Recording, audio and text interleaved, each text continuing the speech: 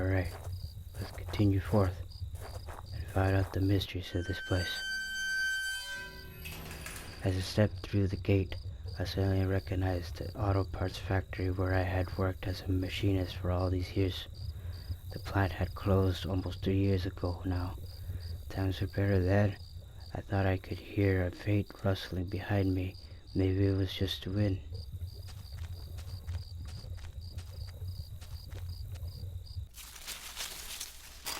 I didn't want to do that. Oof. Where? Spooky. One of the lockers hung open, and contents were tossed around. Someone had been looking for something. The door was locked shut, and there was a little electronic box under the handle. A sign was passed to the front door said, "Danger, closed for repairs." There was a large power box with 5 lights on it. Cables burst out of the box, snaking off to the other parts of the factory. The metal was starting to wear, and cobwebs had collected on the corners. The box wasn't receiving power. The door was locked tight. It didn't be connected to the power beside it. The door was locked shut, and there was a little blah blah blah blah. All bar clothes had been picked through, and a few photos and notes had been ripped off the door and spread around. Blah blah blah. Every part of this plat smelled old and rotted. I noticed the old bulletin board on the wall. The board contained yellowed clippings of the newspaper cartoons and notices.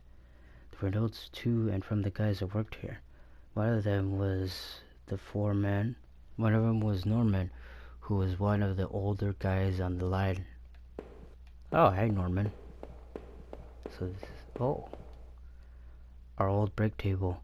The layer of dust and grime only made seeing this thing more.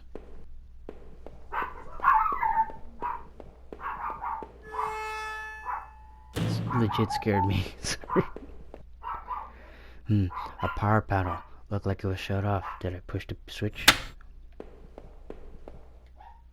The open locker was stuffed with dirty work clothes and old boots. There was a photo of a woman taped to the inside, but it was scratched out, and the face was unrecognizable. A power panel. Looked like it was shut off. Did I push the switch? Neat. I guess it did a thing. It was shut tight. There was a rusty looking card slot on the side. Looks like I have to find a card key of some sort. But where? There was a woman's photo. I knew I had to get it back to Rachel to find out what happened. The power was still working. Did I try it again? There we go. So let's find out what's going down. Play Charlie Brown.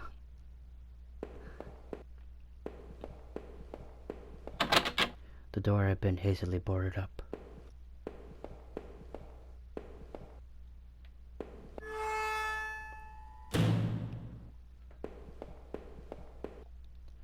This was Norman's locker. The door was dented like someone had punched it. I don't remember him doing that when we worked there. Another panel that I hope could help me get to the power back on. Did I push it? It looks like I did. A utility shelf crammed with mismatched tools and items. There was a claw hammer on the shelf. Did I take the hammer? As I took the hammer, I noticed it wasn't as dusty as the rest of the tools on the shelf.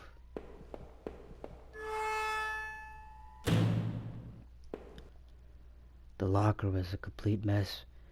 Hidden at the bottom, though, there was a magnetic card. Did I take the card? I slipped the card into my pocket.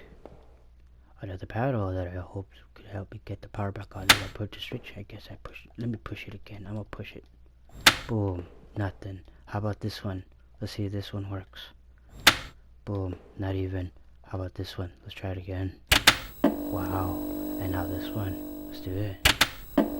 Yes. I'm genius. For the musty smell, I assume no one had used this locker for a long time.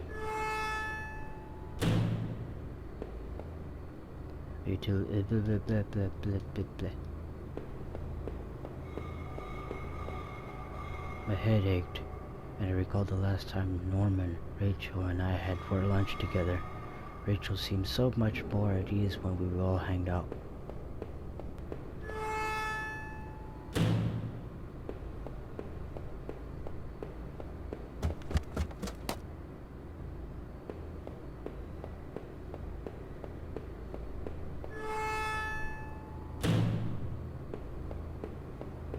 It looks like everything is back in order.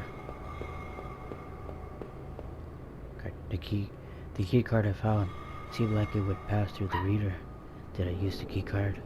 I set the card to the old reader and turned the handle.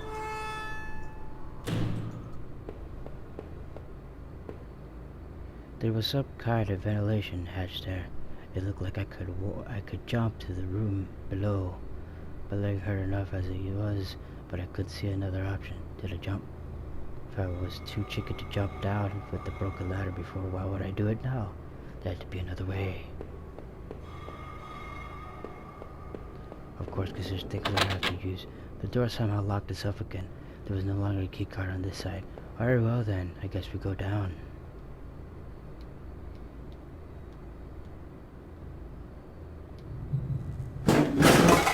Oh man, my legs hurt like hell. Ow. What's this? There was a crumpled up letter to the floor. On the floor. It had been snatched. It's been scratched out heavily, and it was hard to make out. Did I try to read the letter? Most of the letter was violently scratched out with what it looked like to be a ballpoint pen. All I could make out was need to. Just don't drinking need Norman. Who was Norman writing to? Very mysterious indeed. I looked around at the darkened trees and damp, hard-packed dirt outside the factory walls. I wasn't entirely familiar with the path before me, but I knew it was a long walk home. For some reason, I felt a hint of regret at leaving the place, but I knew I had to get home to Rachel. I thought I'd try to make it back to the main road and find my way from there. I don't know what's going down.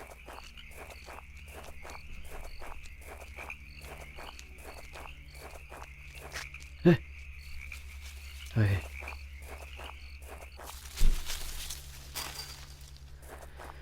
It appears that I've been going through some place and I'm not quite sure where I'm going. What cylindrical hell is this, I wonder? Sounded like it was going to start raining again. I had entered Norman's place. There was the back of the store that he ran. It was oddly quiet except for the faint sound of a television. Norman? Where are you, Norman? The entrance to the front door of the store was locked from the inside. Looked like I couldn't just pop it open. Needed a key. There was a bit of blood on the keyhole. It needed a key. I might as well go get that key.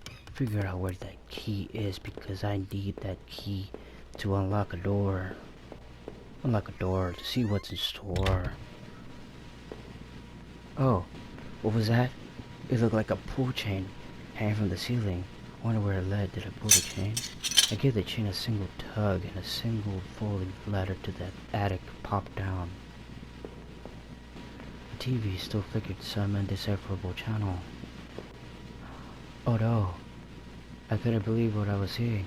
Norman, my coworker, and one of the few friends I had in this town, lay dead beside his armchair.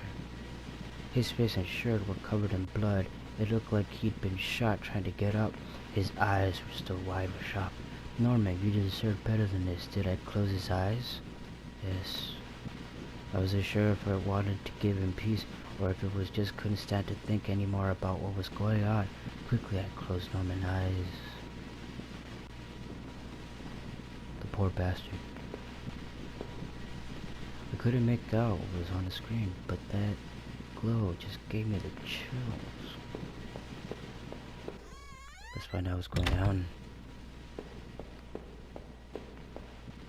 I guess this was Norman's kitchen table. He kept it clean enough, but there was water rings from 2 cups still there in the wood. The kitchen trash bin smelled fresh. I didn't dig through the mess, did I? I found a hairpin amongst the rotting food and trash and pocketed it.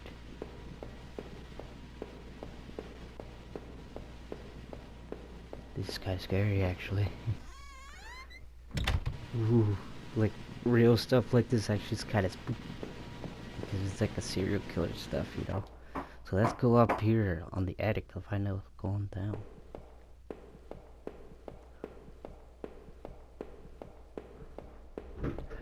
There was a large cardboard box that hadn't been sealed. Did I open it?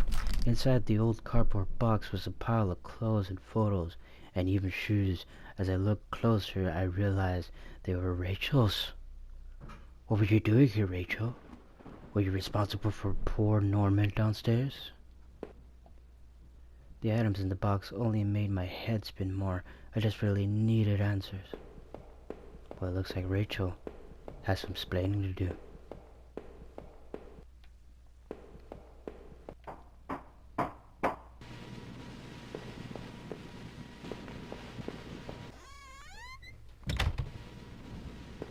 Alrighty. Sorry, Rachel. It looks like someone took your clothes. I wasn't entirely surprised to find this here. It was one of Rachel's old fall coats. I always wondered what happened to it. How long had it been there? Inside the cabinet was a small but impressive collection of hunting rifles, shotguns, and even a few items I didn't think were there. One of the slots on the rack was empty. The gun I had found seemed to match the others there. If the handgun was Norman's, what the hell was it doing with it? The gun would fit there. Did I place it back in the cabinet? I carefully pushed the piece back in place and felt a great burden lifted. A close call indeed. There was a little bit of something staining the sleeve. This is indeed getting stupid scary. It looks like we have to find out what's going down. I used a hairpin to pick the lock. The hairpin stuck in halfway, so I threw it away. The general store was small, but it was clean. It had the usual things: postcards, snacks, magazines, and canned foods. I never went there much. Rachel usually stopped by after work if we needed anything. The register was mostly empty, and a fat stack of travel magazines sat beside it.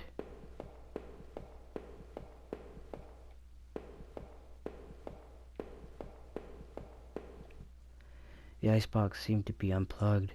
It must have been off for a while. Most of its contents were half melted. There were various postcards from the area, especially from tourist traps.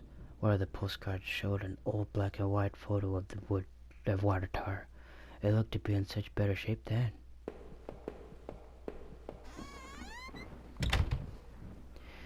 It'd been weeks since I had last seen Norman, and finding him the way still left me cold. Thinking of him slumped against that chair only cemented my reassurance in getting rid of that gun. It looked like someone had taken that piece from his store, but what was it in those tunnels? As I stepped outside, I recalled that dusty old box of clothes in Norman's attic. I felt like I had only discovered more questions, no answers, but I was close to home. It was time to find out the truth. On the next episode. Bye, everybody.